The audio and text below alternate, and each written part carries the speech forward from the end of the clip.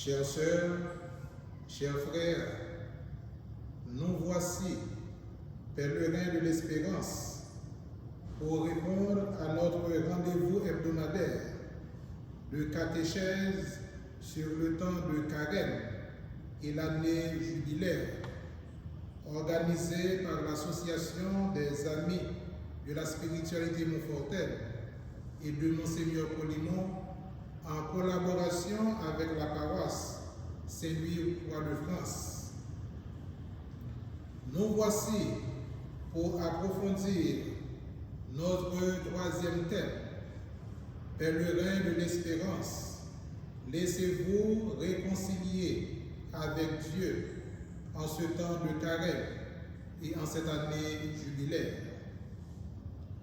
Nous allons ensemble parcourir un itinéraire concret vers la réconciliation sacramentelle, en passant par la réconciliation avec nous-mêmes et avec les autres.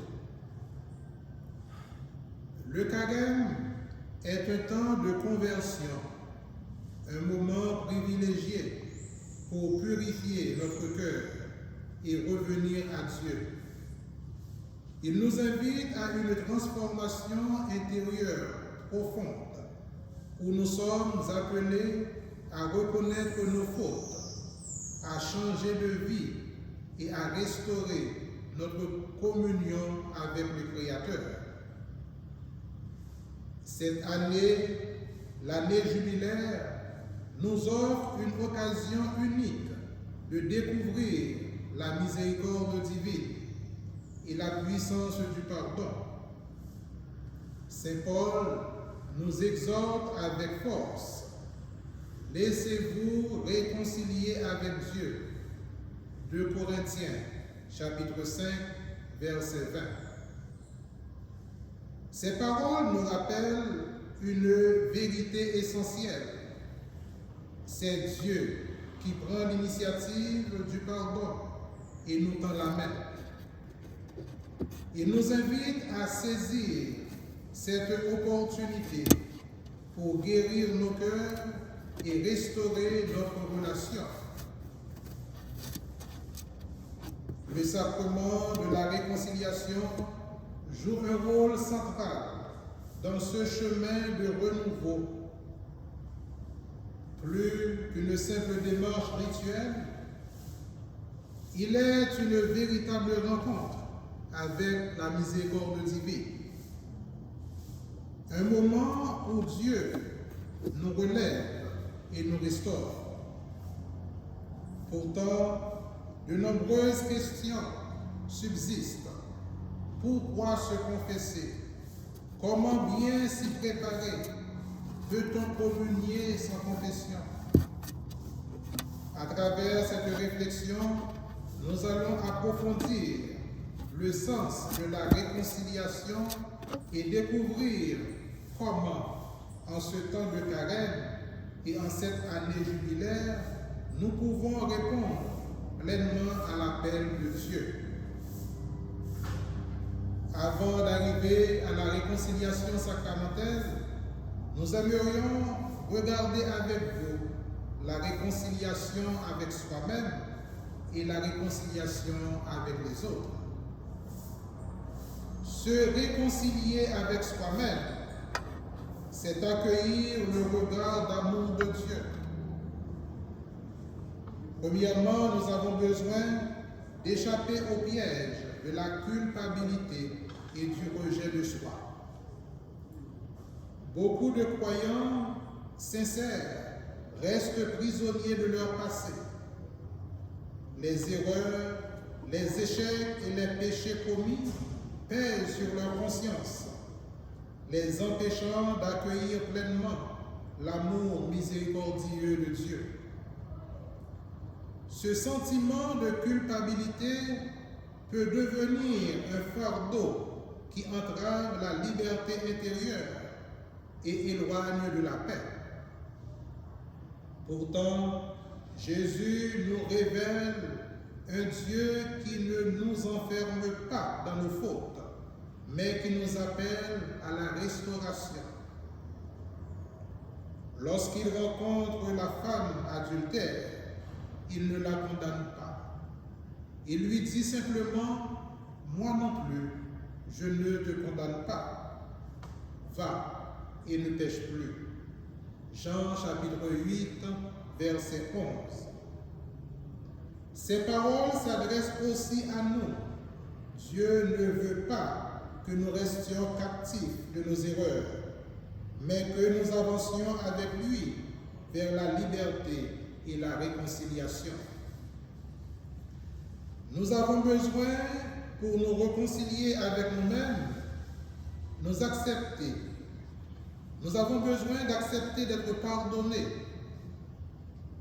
Se réconcilier avec soi-même, c'est apprendre à se voir avec le regard d'amour de Dieu.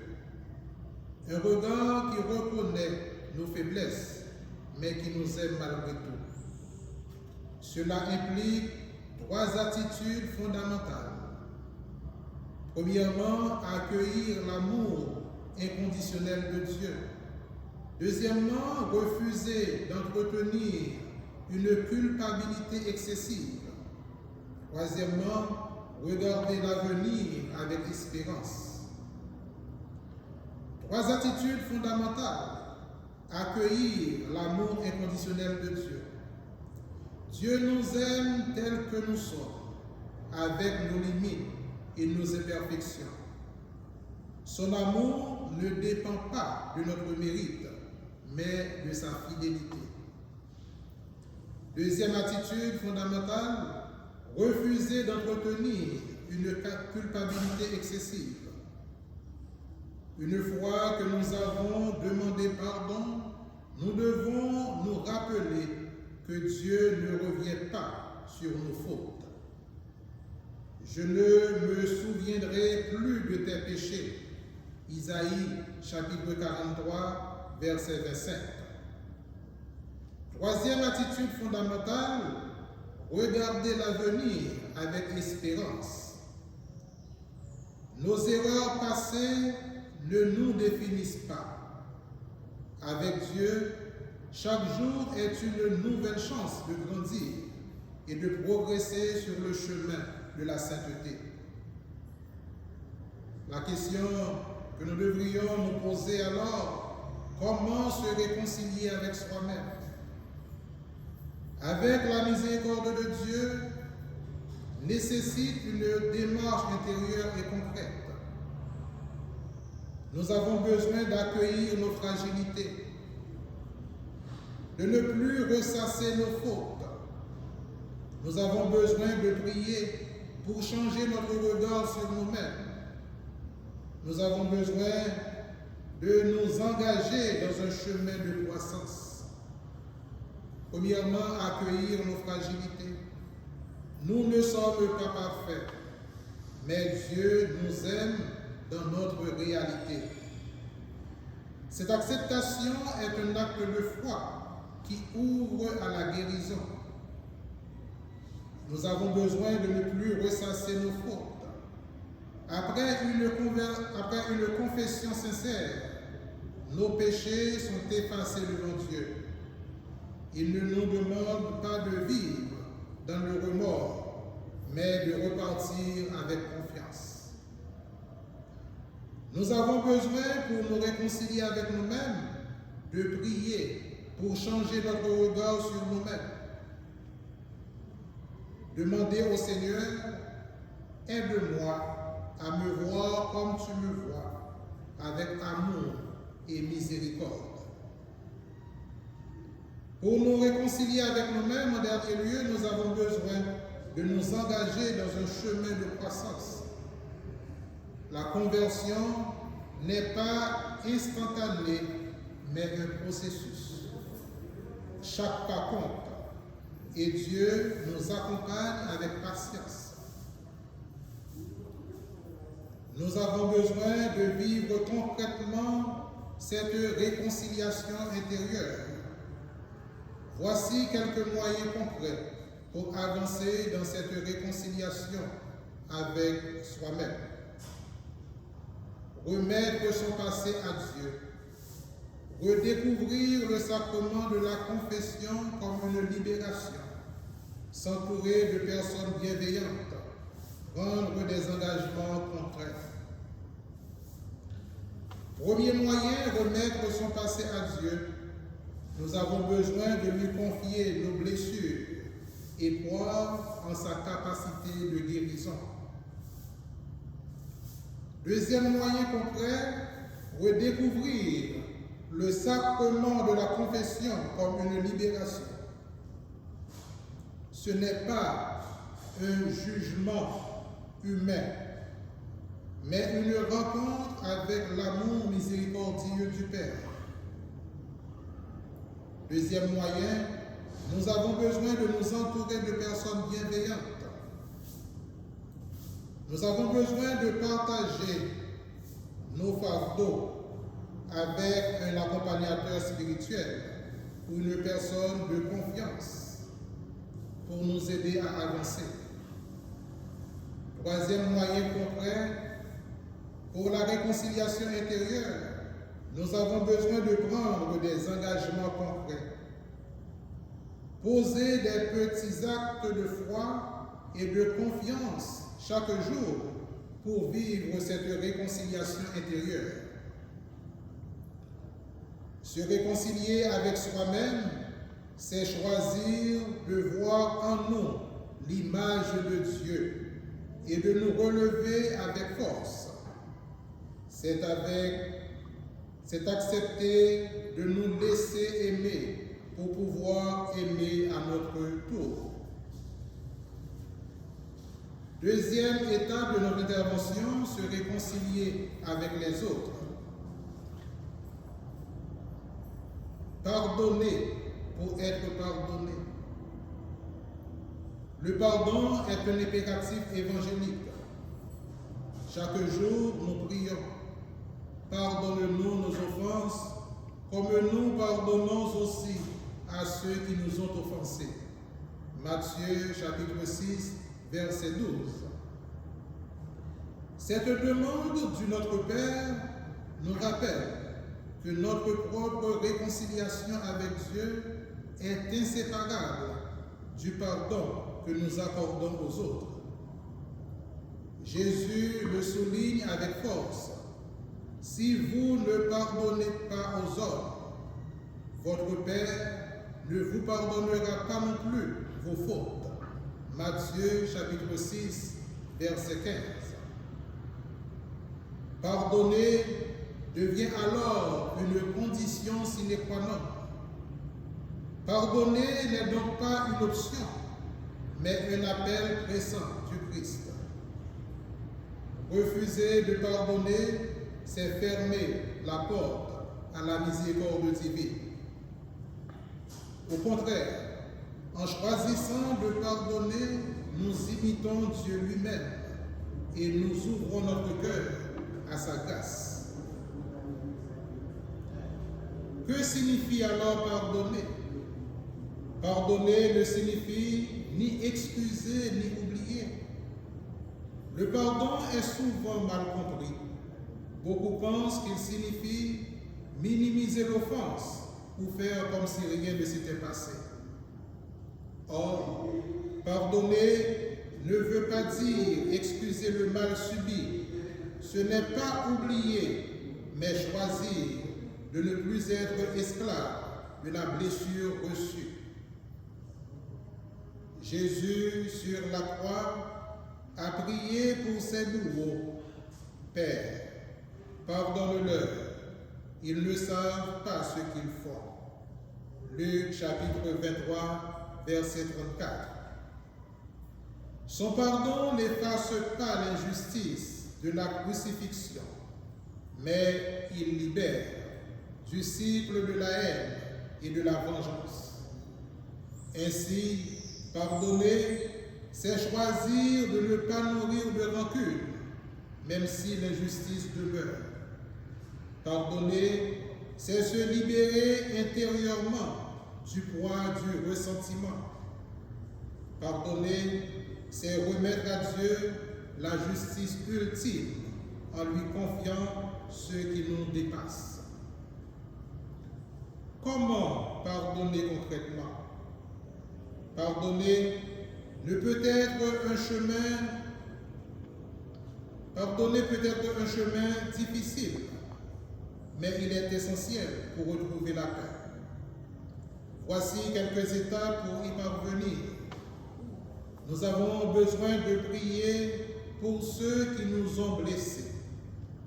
Nous avons besoin d'exprimer notre souffrance à Dieu. Nous avons besoin de faire un pas vers la réconciliation.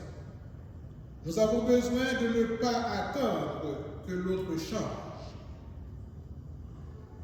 Première étape, prier pour ceux qui nous ont blessés. Même si cela semble impossible au départ, prier pour nos ennemis transforme notre cœur.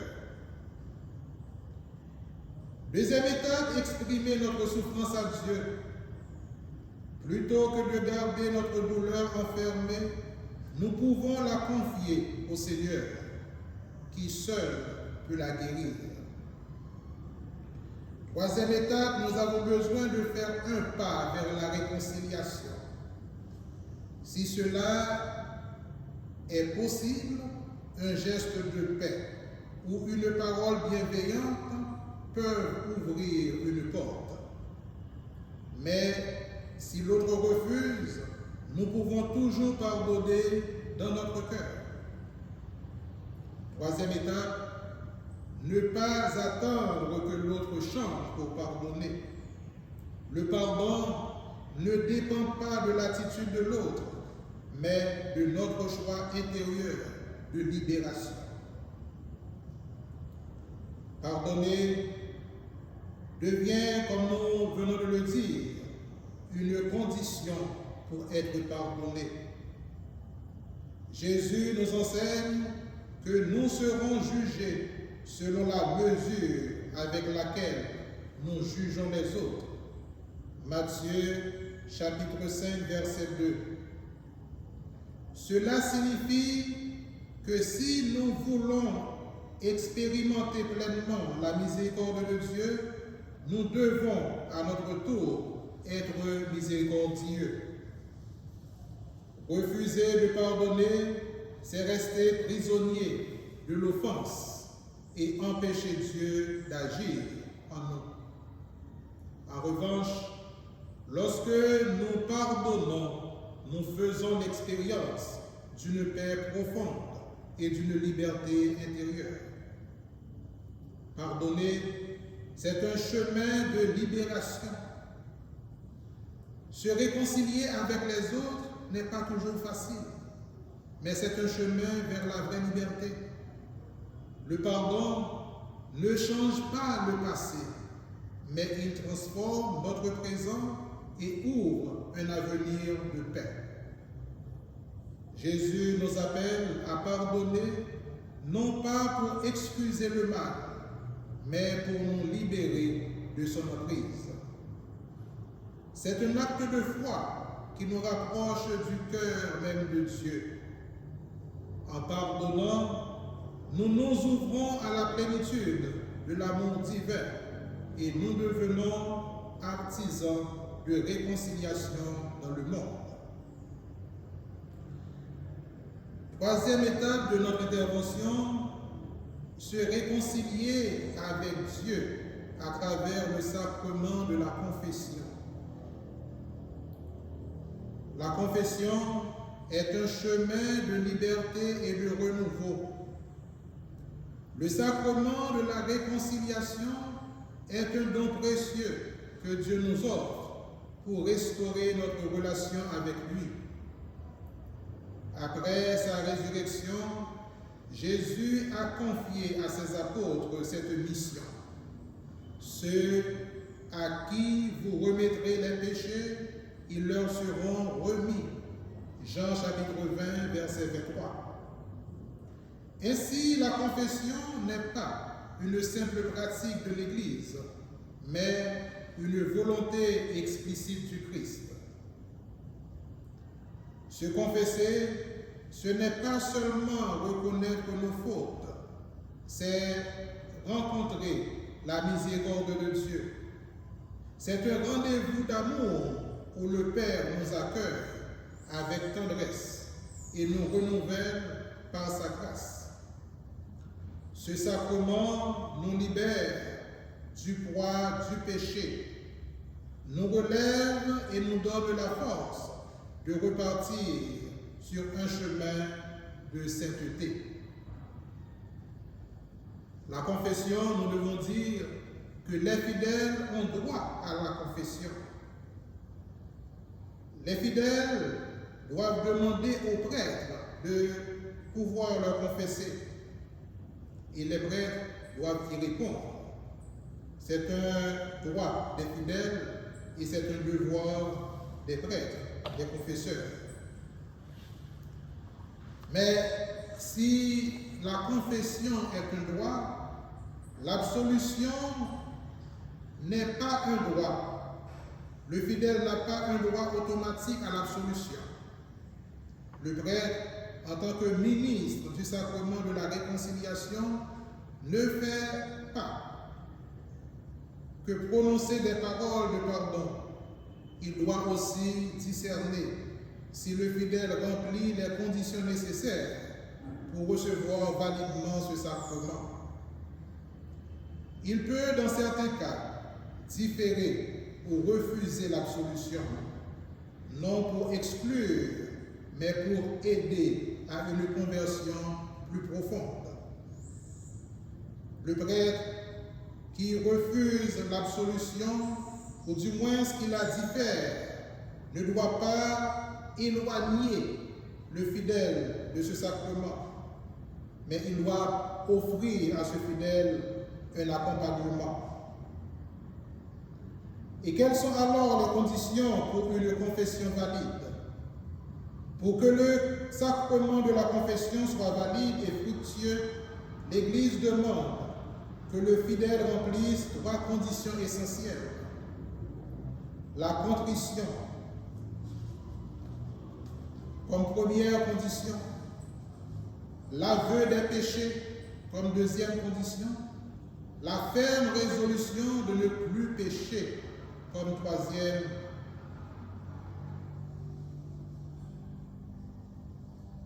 La contrition, comme première condition. Quand nous parlons de contrition, il s'agit d'un repentir sincère. Le fidèle doit regretter sincèrement ses péchés et avoir une véritable douleur du péché. Il existe 2 types de contrition. Il y a la contrition parfaite et il y a la contrition imparfaite. Mais quand la contrition est parfaite? La contrition imparfaite, on parle de contrition parfaite. Quand le repentir, quand celui qui est repenti est motivé par l'amour de Dieu. Quand la personne regrette ses fautes, ses péchés, parce qu'il aime Dieu. Il regrette ses péchés parce qu'il a offensé Dieu. Et quand est-ce que la contrition est imparfaite? Un repentir fondé sur la crainte des conséquences du péché est une contrition imparfaite. Par exemple, je regrette mes fautes par peur de l'enfer ou des châtiments divins. Là, la contrition est imparfaite. Pour que la contrition soit parfaite, la motivation doit être l'amour de Dieu. Même si la contrition est imparfaite, cela suffit pour recevoir l'absolution. La contrition parfaite est préférable car elle manifeste un amour plus profond pour Dieu.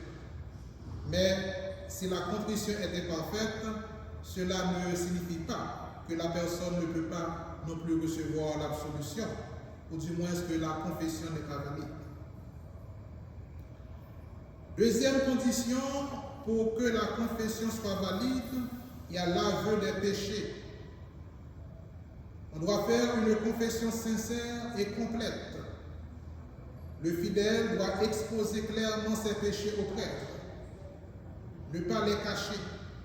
en particulier les péchés graves, en précisant leur nature et leur fréquence, combien de fois, sans rien cacher volontairement. Si un péché mortel est volontairement omis, la confession devient invalide et devient également un sacrilège. Les péchés véniels doivent être confessés, mais ce n'est pas obligatoire. Si la personne omet un péché véniel, la confession reste valide. Mais la personne, pour son bien spirituel, doit confesser tous ses péchés, également les péchés véniels. Troisième condition pour une confession soit valide, il y a la ferme résolution de ne plus pécher. Il y a un engagement à changer. L'absolution ne peut être donnée que si le fidèle manifeste une vraie volonté de conversion. Cela signifie le désir sincère d'éviter à l'avenir les péchés confessés. Deuxièmement, il y a l'engagement à réparer autant que possible le mal causé. Par exemple, rendre un bien volé ou demander pardon à une personne blessée. Si une personne n'a pas l'intention de changer ou persiste dans une situation objective de péché grave, le prêtre peut différer l'absolution en l'invitant à cheminer vers une conversion véritable. Voyons plus ou moins les cas où l'absolution peut être différée ou refusée. Premièrement, il y a l'absence de repentir sincère. Il y a l'absence de résolution d'amendement. Si la personne n'a pas l'intention d'abandonner son péché. Il y a la situation de péché objectif non résolu. Il y a la confession incomplète ou malhonnête. Si le fidèle cache volontairement un péché grave. Dans ces cas, le prêtre n'abandonne pas le fidèle, mais il l'accompagne en lui proposant un chemin de conversion. La confession est un sacrement de vérité et de miséricorde. Le sacrement de la réconciliation est une rencontre avec l'amour miséricordieux de Dieu, mais il suppose une démarche sincère et authentique de la part du pénitent. Le fidèle ne doit pas voir l'absolution comme un droit automatique, mais comme un don de Dieu, accordé à celui qui s'ouvre véritablement à sa grâce. Ainsi, pour que la confession soit valide et porte du fruit, il est essentiel d'y aller avec un cœur sincère, un vrai regret du péché et une volonté de conversion. Et pourquoi doit-on se confesser régulièrement? Beaucoup de fidèles hésitent à se confesser, soit par crainte, soit par négligence. Pourtant, ce sacrement nous apporte trois grâces essentielles. Premièrement, il restaure notre relation avec Dieu en nous réconciliant avec lui. Deuxièmement, ce sacrement nous donne une paix profonde en allégeant notre conscience. Ce sacrement nous fortifie spirituellement, nous aidant à lutter contre nos faiblesses. L'Église recommande de se confesser au moins une fois par an, surtout avant Pâques. Toutefois, une confession plus fréquente, par exemple une ou deux fois par mois permet de grandir dans la vie spirituelle et de rester vigilant face au péché. Beaucoup de personnes reçoivent la Sainte Eucharistie sans se confesser. Est-ce une bonne chose? L'Eucharistie est le don le plus précieux que Dieu nous fait. Mais Saint Paul nous met en garde. Celui qui mange et boit sans discerner le corps du Seigneur mange et boit un jugement contre lui-même. 1 Corinthiens, chapitre 11, du verset 27 au verset 29. L'Église enseigne que si nous avons commis un péché grave, il est indispensable de se confesser avant de communier. Si nous avons seulement des péchés véniels, nous pouvons alors communier, mais il est recommandé de faire un acte de contrition auparavant. Si le fidèle a le désir de se confesser, mais qu'il ne trouve pas la disponibilité de prêtre, alors le fidèle peut recevoir la Sainte Eucharistie. Recevoir la communion dans un état de péché grave, sans confession préalable, revient à refuser la grâce du pardon et à manquer de respect envers le corps du Christ. Comment alors bien se confesser? Une confession fructueuse nécessite une préparation sincère. Et voici les étapes essentielles. Nous avons 5 étapes. Première étape, faire un examen de conscience. Deuxième étape, reconnaître ses péchés avec humilité. Troisième étape, exprimer ses fautes clairement au prêtre. Quatrièmement, recevoir l'absolution avec foi. Cinquièmement, accomplir la pénitence donnée. Première étape essentielle, faire un examen de conscience. Relire sa vie à la lumière de l'Évangile et identifier ses fautes. Deuxième étape, reconnaître ses péchés avec humilité. Être sincère devant Dieu et devant soi-même. Troisième étape, exprimer ses fautes clairement au prêtre. Confesser ses péchés avec simplicité, sans détour ni exagération. Quatrième étape, recevoir l'absolution avec foi, c'est-à-dire croire pleinement à la miséricorde de Dieu. Cinquième étape, accomplir la pénitence donnée. Ce geste manifeste notre volonté de conversion et de réparation. Loin d'être une humiliation, la confession est un moment de grâce où Dieu nous relève et nous restaure. Redécouvrir la confession, un acte de confiance en l'honneur du Père.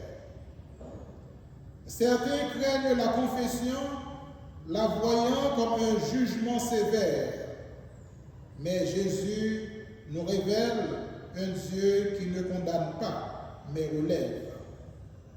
La parabole du Père prodigue, Luc, chapitre 15, du verset 11 au verset 32, illustre parfaitement ce sacrement.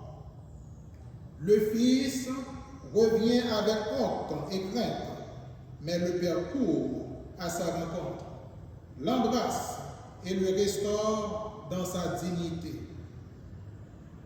Le Père ne l'accable pas de reproches, mais célèbre son retour avec joie. Dieu agit de même dans la confession. Chaque pécheur repentant est accueilli avec amour et le ciel se réjouit de son retour.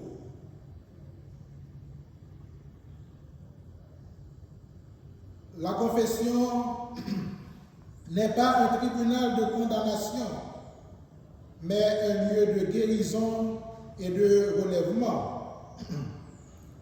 Le pape François nous rappelle que Dieu ne se lasse jamais de nous pardonner, mais c'est nous qui nous lassons de demander pardon.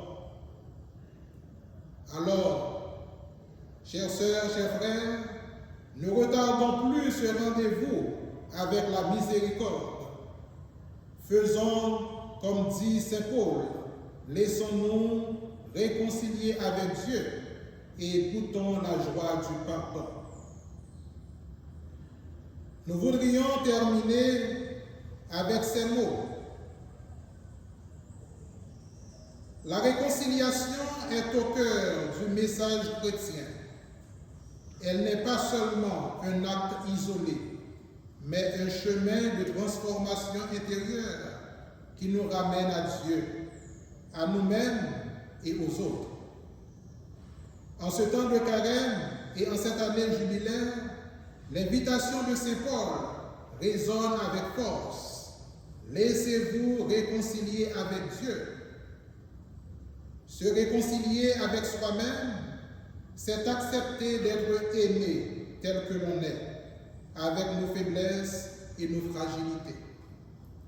Dieu ne nous enferme pas dans nos fautes, mais il nous relève et nous invite à avancer avec confiance.